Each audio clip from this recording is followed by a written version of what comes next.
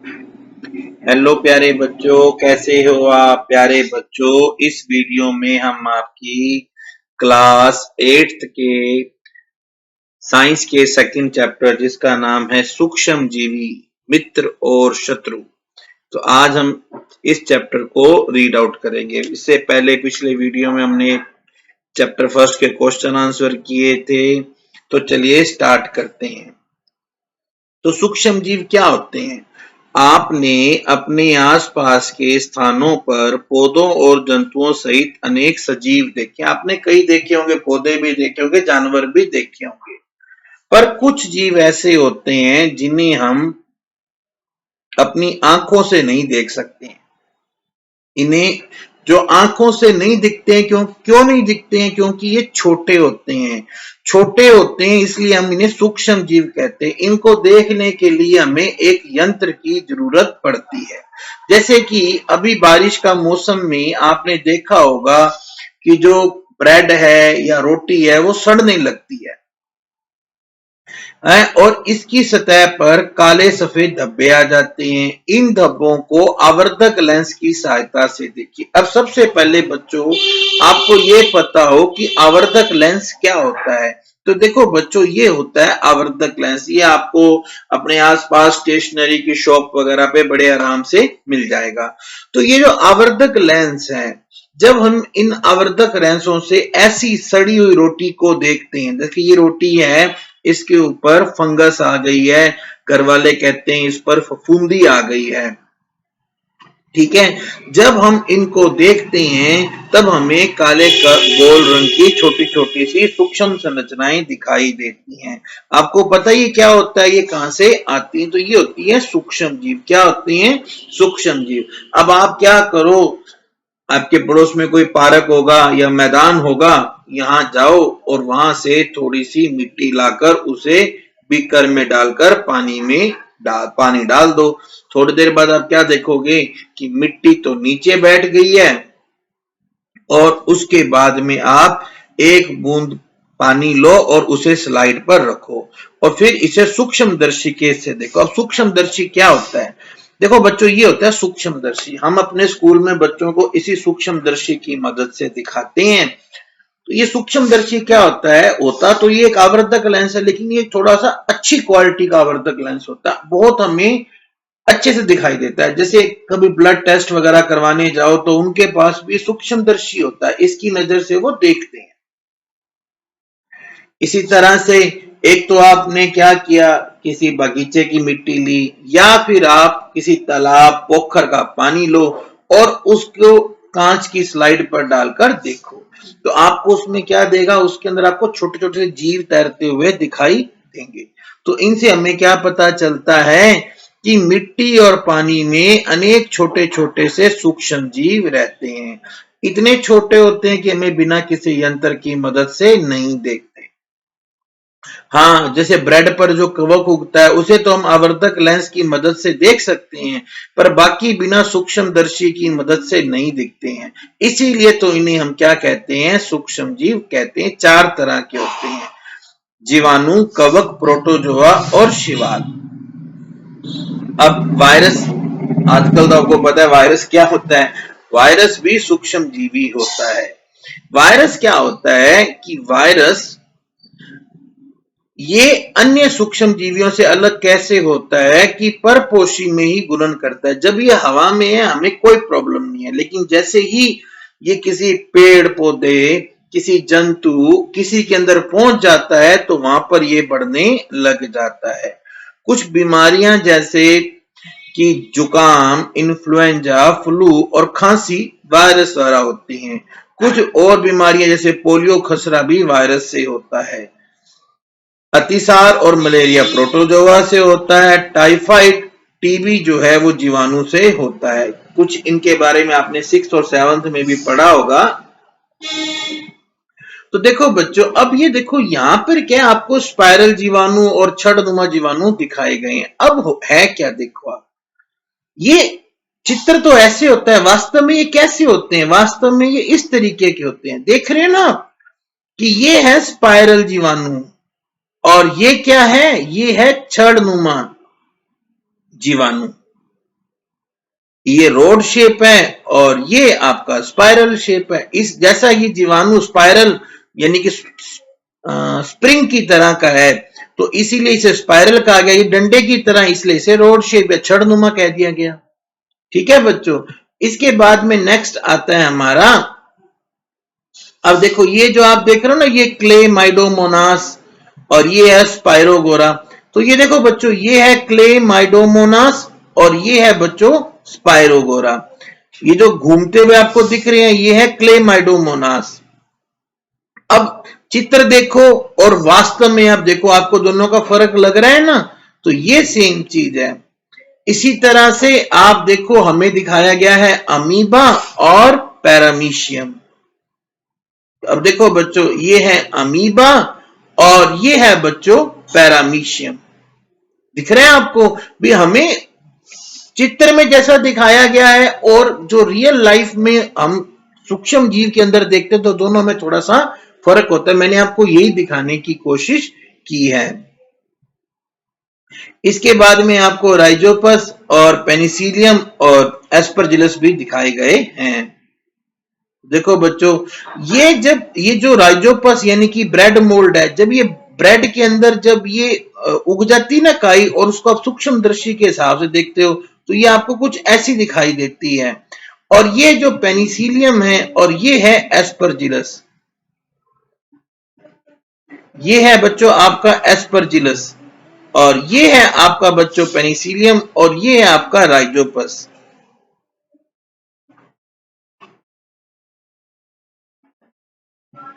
अब आपने इनको देख लिया, अब आपको हमेशा ये ध्यान में रहेंगे।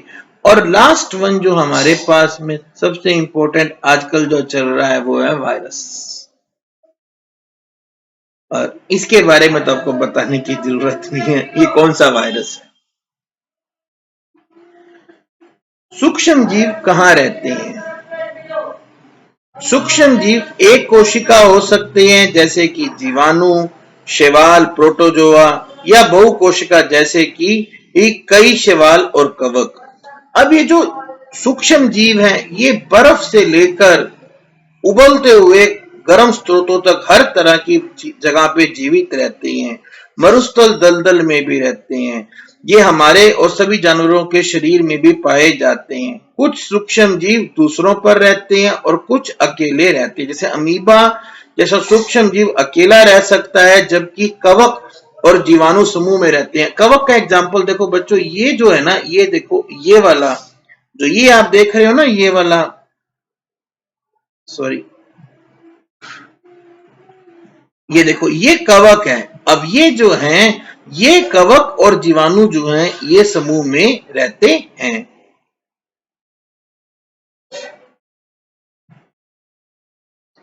सूक्ष्म जीव और हम, सूक्ष्म जीवों की हमारे जीवन में बड़ी इंपॉर्टेंस है। कुछ फायदेमंद है, कुछ नुकसानदायक है, कुछ से बीमारियां भी होती हैं।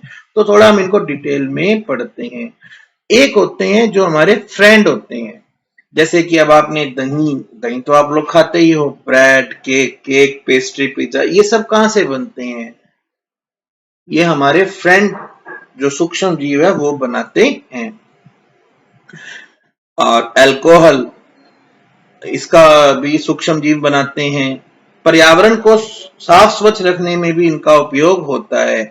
जैसे कि जो कार्बनिक अवशिष्ट हैं, जैसे सब्जियों के छिलके, जंतुओं के अवशेष, विष्ठा, इनका अपघटन जीवाणुओं द्वारा किया जाता है और इनसे हानि रहित पदार्थ बनते हैं। इसी तरह दवाइयां बनाने में, कृषि में मृदा की उर्वरकता बढ़ाने में भी इनका उपयोग किया जाता है, जिससे नाइट्रोजन स्थिरीकरण होता है। अब आपको पता ही है, जैसे आपने 7th में पढ़ा था, कि जीवाणु दूध को दही में बदल देते हैं। आपने देखा होगा कि मम्मी क्या करती है, थोड़ा सा दूध गर्म करती है और उसमें दही डाल देती है, जिससे अगले दिन हमें काफी ज्यादा दही मिल जाता है। दही में अनेक सूक्ष्म जीव पाए जाते हैं, जिनमें सबसे मेन होता है लैक्टोबैसिलस। ये दूध को दही में बदल देता है। ये दूध में जनन कर उसे दही में बदल देता है। जीवाणुओं के कारण हमें पनीर, चीज मिलता है। अचार और काफी सारे खाद्य पदार्थ जीवाणुओं से मिलते हैं। रवा, सूजी, इडली, भटूरे, इनका दही में, सब में दही डलता है। तो जीवाणु और यीस्ट चावल के आटे के किण्वन में सहायक होते हैं। किण्वन मतलब आटा फूल जाता है, जिससे कि इडली डोसा बनता है। अब ये कहते हैं कि आधा किलो आटा लो या मैदा लो, उसमें थोड़ा चीनी डालकर गर्म पानी से हिलाओ और थोड़ा सा 1 चम्मच यीस्ट पाउडर डाल दो। तो अब देखते हैं क्या होता है कि 2 घंटे बाद इस आटे में खमीर आ जाता है, ये आटा फूल जाता है।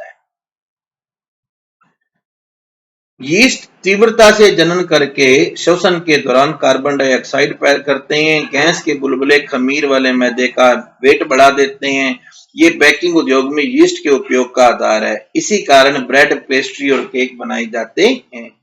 अब सूक्ष्म, ये तो हम घर में यूज करते हैं, बेकरी वगैरह में भी यूज करते हैं। बड़े लेवल पर अल्कोहल, शराब, एसिडिक एसिड के लिए सूक्ष्म जीवों का प्रयोग किया जाता है।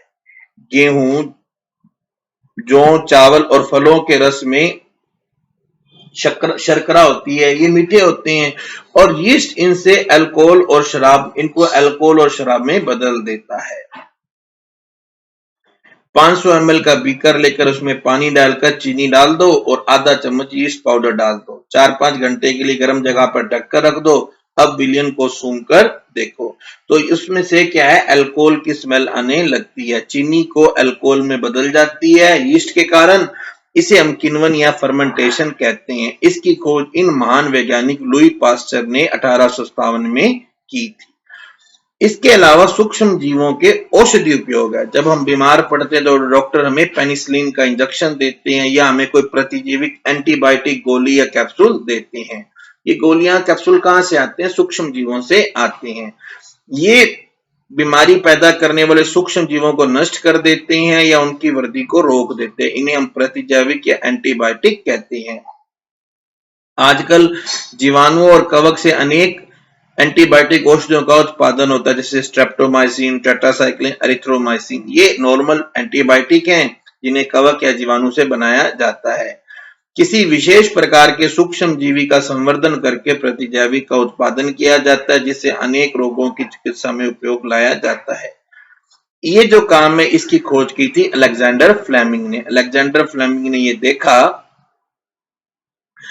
इन्होंने क्या किया, इन्होंने एक संवर्धन पर प्रयोग कर रहे थे। इन्होंने जैसे एक तश्तरी होती है जैसे गोल से रंग की, इसके अंदर क्या होता है, कुछ केमिकल डाला होता है और यहाँ पर इन्होंने देखा कि कुछ छोटे छोटे से फफूद आ गए हैं, जिनके कारण यहाँ पे कोई जीवाणु पैदा नहीं हुआ या बहुत सारे जीवाणु इस फफूद के कारण मारे गए। इस फफूद से जो औषधि बनी उसका नाम है पेनिसिलिन।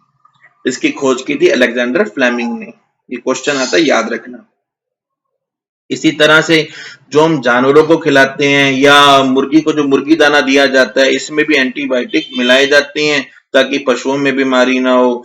पौधों के ऊपर भी एंटीबायोटिक का प्रयोग किया जाता है। अब एक चीज ध्यान रखना कि हमें डॉक्टर की सलाह पर ही एंटीबायोटिक लेनी चाहिए और जितने दिन डॉक्टर के उतने दिन का एंटीबायोटिक कोर्स पूरा करना चाहिए। अगर हम धक्के से एंटीबायोटिक ले लेंगे तो अभी मान लो कोई प्रॉब्लम नहीं और आपने एंटीबायोटिक ले लिया, तो अगली बार जब आपको प्रॉब्लम आएगी और आपको एंटीबायोटिक की जरूरत पड़ेगी तो वो इतना इफेक्ट नहीं डालेगी। और साथ में अगर हम ज्यादा एंटीबायोटिक खाएंगे तो हमारे शरीर के अंदर कुछ अच्छे जीवाणु भी होते हैं, ठीक है, वो भी एंटीबायोटिक से खत्म हो जाते हैं। सर्दी, जुकाम और फ्लू में एंटीबायोटिक से कोई फायदा नहीं होता है क्योंकि ये लोग विषाणु द्वारा होते हैं। इसी तरह से वैक्सीन, टीका, आजकल तो बहुत चल रहा है वैक्सीन, टीका। अब बच्चों को क्यों टीका लगाया जाता है? जब हम हमारे अंदर कोई वायरस अंदर जाता है ना, तो उससे हमारे शरीर में क्या होते हैं, एंटीबॉडी पैदा होते हैं। उस वायरस से लड़ने के लिए हमारे शरीर में प्रतिरक्षी पैदा होते हैं और हमारी बॉडी को भी ये ध्यान रहता है कि अगली बार हमारी बॉडी में ऐसा एंटीबॉडी आएगा, ऐसा वायरस आएगा तो उससे कैसे लड़ना है। इसलिए मरे हुए या निष्क्रिय सूक्ष्म जीवों को अगर हम शरीर में डाल दें, स्वस्थ शरीर में डाल दें, तो शरीर की कोशिकाएं उसी के अनुसार लड़ने के एंटीबॉडी पैदा करेंगी।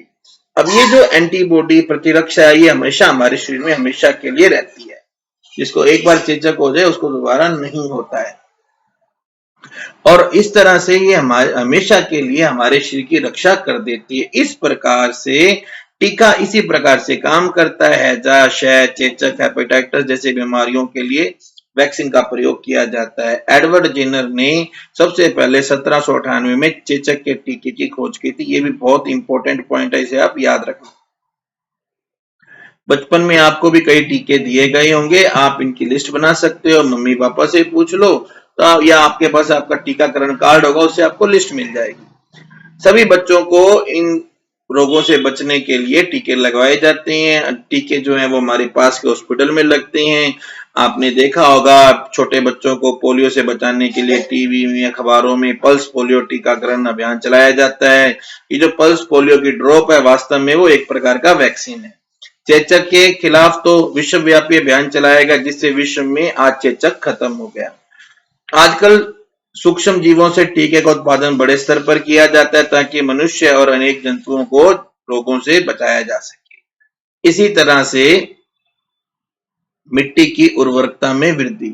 कुछ जीवाणु नीले हरे शैवाल जो हैं, जैसे वो चित्र 2.7 में दिखाया गया है, कि वो वायुमंडलीय नाइट्रोजन का स्थिरीकरण कर देते हैं, जिससे मिट्टी में नाइट्रोजन ज्यादा हो जाती है और मिट्टी ज्यादा फसल देती है, उसकी उर्वरकता बढ़ जाती है। इसे जैविक नाइट्रोजन स्थिरीकरण कहते हैं। अब देखो, ये है नाइट्रोजन स्थिरीकरण, यानी कि ये साइनोबैक्टीरिया, ये एक तरह का नीला हरा शैवाल है। इसी तरह से आपने देखा होगा कि हमारा जो माली है वो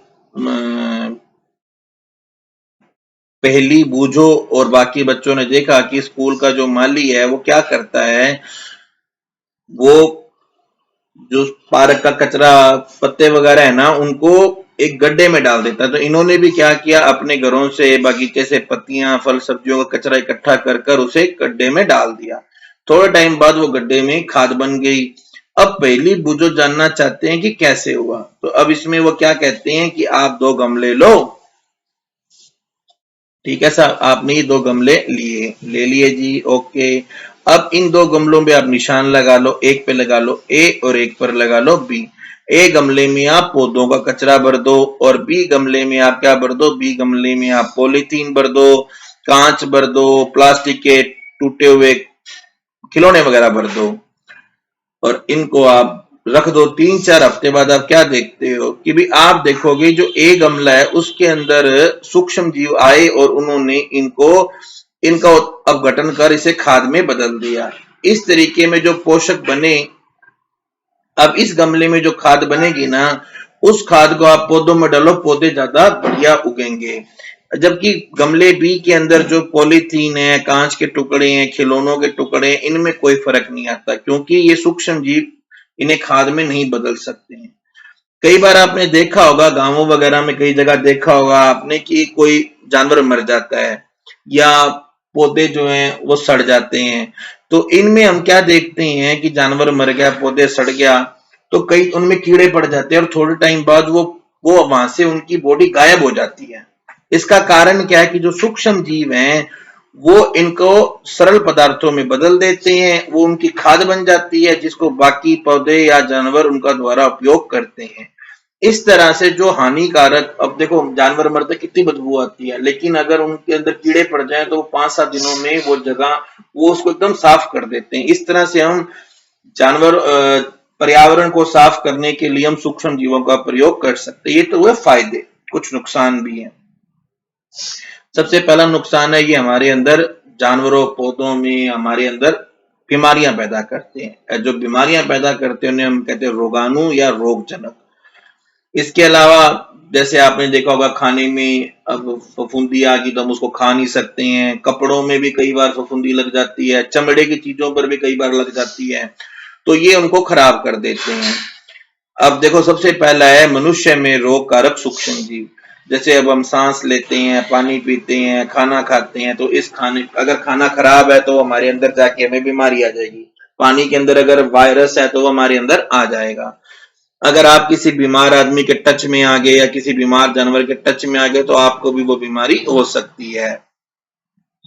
सूक्ष्म जीव द्वारा ऐसे जो रोग होते हैं जो एक संक्रमित आदमी से, एक बीमार से दूसरे साफ स्वच्छ आदमी में फैलते हैं, उन्हें हम, चाहे वो पानी से फैले, चाहे वो हवा से फैले, टच से फैले, खाने से फैले, उन्हें हम संचरणीय रोग कहते हैं। हैजा, सर्दी जुकाम, चिकन पॉक्स, क्षय रोग। आपको पता है ना, आजकल जो टच से फैल रहा है वो रोग तो आपको पता ही है। जब बीमार जुकाम से पीड़ित कोई आदमी छींकता है तो उसके नाक से ना कुछ तो पानी की बूंदें निकलती हैं और उसके अलावा बहुत सारा वायरस निकलता है। अब जो बंदा उस गंदी वायरस वाली हवा को अपने अंदर लेगा तो उसके उसके बॉडी में भी वो जीवाणु आ जाएगा। आज कुछ कीट और जंतु ऐसे होते हैं जो रोग कारक सूक्ष्म जीवों के रोग वाहक का काम करते हैं। जैसे मक्खी है, मक्खी कूड़े कचरे जानवरों की पोटी वगैरह पे बैठती है और उससे उसके अंदर कीटाणु आ जाते हैं। अब जब वही मक्खी बिना ढके भोजन पर बैठती है तो वो कीटाणु उस भोजन में आ जाते हैं। अब ऐसा भोजन अगर अपने कर लें तो अपने बीमार हो सकते हैं। तभी तो कहते हैं कि ये ठेले वगैरह से बिना ढका हुआ खाना मत खाओ, क्योंकि उसमें मक्खियां मच्छर बैठे होते हैं।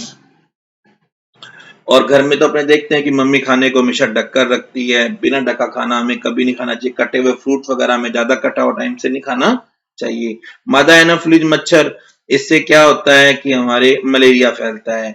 इसी तरह से मादा एडीज मच्छर से हमारे डेंगू फैलता है। तो अब हम इनको कैसे कंट्रोल कर सकते हैं? अब आपको पता ही है मच्छर कहाँ पैदा होता है, पानी में पैदा होता है। तो हमें कहीं भी पानी को रुकने नहीं देना है। कुल्लर, टायर, फूलदान, कहीं भी पानी को इकट्ठा नहीं करना है। अगर हमारा आसपास साफ सफाई होगी और अगर हमारे आसपास पानी नहीं होगा तो मच्छर पैदा ही नहीं होंगे। आपको ये भी बताना है कि और हम कैसे कैसे मच्छरों को रोक सकते हैं। यहाँ पे हमने कुछ बताया है कि देखो, जो खांसी है वो जीवाणु से होती है। और खांसी कैसे फैलती है, क्षय रोग कैसे फैलता है, हवा से फैलता है। खसरा, खसरा भी वायरस है और हवा से फैलता है। चिकन पॉक्स भी वायरस है, या तो हवा से फैलता है या सीधा हाथ लगाने पर फैलता है। पोलियो भी वायरस है जो पानी से हवा से फैलता है। इससे बचने का उपाय ये है, भी जो बीमार हो उसको आप बिल्कुल अलग रख दो, उसके कपड़ों वगैरह को अलग रख दो और उसको टाइम पे टीके लगवाओ। हैजा, हैजा टाइफाइड भी जो जीवाणु से होते हैं और ये पानी से या भोजन से फैलते हैं। अगर हम हमारे हाथ पांव काट, नाखून वगैरह काट कर रखें, खाने से पहले हाथ को धोएं, अच्छा खाना खाएं, पका हुआ खाना खाएं और साफ पानी पिएं, टीके लगवाएं तो हमारे कोई बीमारियां नहीं होगी। हेपेटाइटिस ए, ये भी वायरस से है और पानी से फैलता है। अगर आप उबला हुआ पानी पियो, टीका लगवाओ तो हेपेटाइटिस ए नहीं होगा। मलेरिया प्रोटोजोआ से फैलता है, मच्छर से फैलता है। मच्छरदानी का प्रयोग करो। आप ये ऑल आउट वगैरह या कोई कछुआ छाप अगरबत्ती वगैरह जलाओ। कीटनाशक का प्रयोग करो, पानी को कहीं इकट्ठा ना होने दो। जंतुओं में रोग कारक जीवाणु,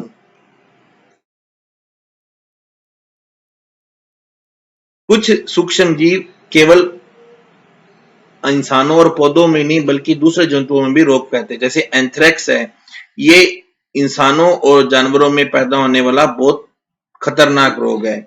और इसी तरह गाय में मुंह पका और खुर पका रोग है, ये भी वायरस से होता है। रॉबर्ट कोच ने बैसिलस एंथ्रेक्स नामक जीवाणु की खोज की थी जिससे एंथ्रेक्स रोग होता है। पौधों में भी जीवाणु ये रोग पैदा करते हैं, जैसे कि गेहूं, चावल, आलू, गन्ना, संतरा, सेब, इनमें होते हैं। अब अगर किसी पौधे को रोग हो जाए तो उसकी फसल कम होती है और कुछ रसायनों का प्रयोग कर कर हम इन पर नियंत्रण कर सकते हैं। जैसे कि देखो, आपने देखा होगा नींबू है, नींबू के ऊपर ना काले काले रंग के धब्बे आ जाते हैं, उसे नींबू कैंकर कहते हैं। ये किससे फैलता है? हवा से फैलता है। गेहूं की जो बाली है वो सड़ जाती है, इसलिए कवक से फैलता है। भिंडी की पीट, भिंडी जो है वो उसमें पीले पीले रंग की बीमारी हो जाती है, इसे वायरस या भिंडी पे चकते हो जाते हैं, ये कीट से फैलता है। बूझो अब है खाद्य विषाक्तन, फूड पॉइजनिंग। फूड पॉइजनिंग क्या होती है? बूझो के एक दोस्त ने उसे एक पार्टी में बुलाया, वहां उसने कई तरह के फ्रूट खाए, खाना खुना खाया। घर आने पर उसे उल्टी होने लगी, हॉस्पिटल ले गए तो डॉक्टर ने बोला भी इसे फूड पॉइजनिंग हो गई है। फूड पॉइजनिंग यानी कि खाद्य विषाक्तन हो गया है। तो पहली को लगा भी भोजन विष कैसे बन सकता है, क्योंकि क्या होता है कि सूक्ष्म जीव जो हैं जब वो भोजन को दूषित कर देते हैं तो हमारे अंदर खाद्य विषाक्तन हो जाता है। कभी कभी हमारे भोजन में उत्पन्न होने वाले सूक्ष्म जीव विषैले पदार्थ उत्पन्न कर देते हैं, ये भोजन को विषाक्त बना देते हैं, जिसके सेवन से व्यक्ति भयंकर रूप से रोगी हो जाता है। कभी कभी तो उसकी डेथ भी हो जाती है। अतः जरूरी है कि हम भोजन को संदूषित होने से बचाएं। तो प्यारे बच्चों, इस तरह से आज हमने इस सेकंड चैप्टर का फर्स्ट पार्ट कंप्लीट किया है। नेक्स्ट पार्ट में हम वीडियो को कंप्लीट करेंगे। अगर आपने अभी तक चैनल को सब्सक्राइब नहीं किया है तो फटाफट सब्सक्राइब कर लेना, वरना फिर आप कमेंट करके पूछोगे सर सेकंड पार्ट कब आएगा, हमें पता नहीं चला। और अगर आपने अभी तक वो जो बेल आइकन है उसको भी दबा देना, वो घंटी सी दबा देना, तो आपको नोटिफिकेशन मिल जाएगा। Thank you, have a good day.